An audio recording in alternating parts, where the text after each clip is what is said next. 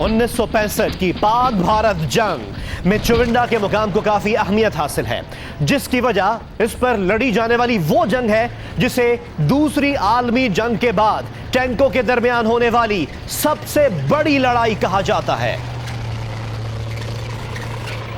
اور اب ہم پہنچ گئے ہیں چونڈا کے مقام پر۔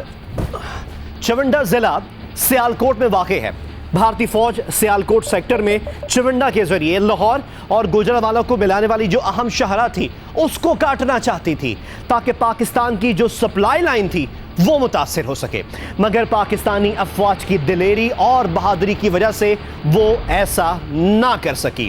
چونڈا پر حملے میں ہندوستان کی 4 ڈویژن سے زائد یعنی 1 لاکھ سے زائد فوج نے حصہ لیا، اور اس فوج کو فرسٹ آرمرڈ ڈویژن کی خدمات بھی حاصل تھی جو 300 سے زائد ٹینکوں سے لیس تھا، جس میں سنچورین اور شرمن ٹینک شامل تھے۔ جبکہ پاکستان آرمی کی بات کرتے ہیں، پاکستان آرمی کے پاس اپنے دفاع کے لیے صرف 30,000 سپاہیوں کی مدد حاصل تھی، یعنی کہاں دشمن کی 1 لاکھ فوج اور پاکستانی صرف 30,000 تھے۔ جبکہ ٹینکوں کی بات کی جائے تو 135 ٹینک بھی پاکستان کے پاس تھے، جس میں شرمن اور پیٹن ٹینکس شامل تھے۔ سرحدوں پر مختصر سی اس لڑائی کے بعد ہندوستان کے آرمرڈ یعنی بختربند ڈویژن نے سیالکوٹ چونڈا سیکٹر میں آگے بڑھنے کی بھرپور کوشش کی اور ارد گرد سے لگاتار حملے کیے، لیکن پاکستان کے 6 آرمرڈ ڈویژن نے نفری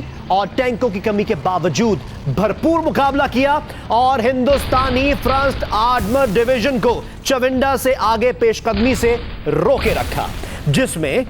پاکستانی فضائیہ نے بھی اس کا بھرپور ساتھ دیا اور دشمن کے کئی ٹینکوں اور ان کی مدد کے لیے آنے والے فولین نیٹ طیاروں کو شعلوں میں تبدیل کر دیا۔ اس محاذ پر لڑی جانے والی جنگ میں پاکستان کے تو تقریباً 40 ٹینک تباہ ہوئے، لیکن ہندوستان کے آرمرڈ ڈویژن کو نہ صرف 120 سے زائد ٹینکس کا نقصان اٹھانا پڑا بلکہ اس محاذ سے پسپائی بھی اختیار کرنی پڑی۔